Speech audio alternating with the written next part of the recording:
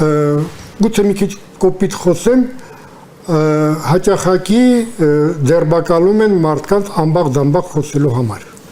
Ամբաղ-դամբաղ խոսումը հանրապետության կեսը։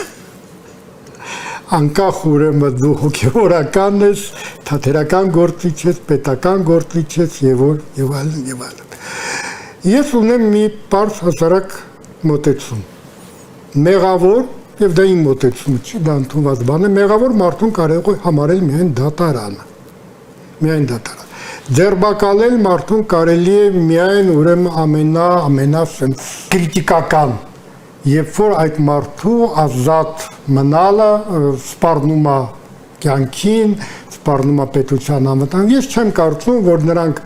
ովքեր ձերբակալված են եղել, նրանց մեծամասնությունը ամենայն դեպս, որտեղ եղել են եւ հանցագործություններ եւ այլն, մարդասպանություններ եւ իհարկե այդ մարդիկ կասկածյալները, ասենք ասենք, պետք է ձերբակալեն։ Ես չեմ կարծում, որ այդ մարդկանց գործունեությունը, եթե իրենք մնային ազատության մեջ, ասենք թե տնական կալանք կամ չգիտեմ գրավ եւ այլն, սպառնում էր որևէ մեկի կյանքին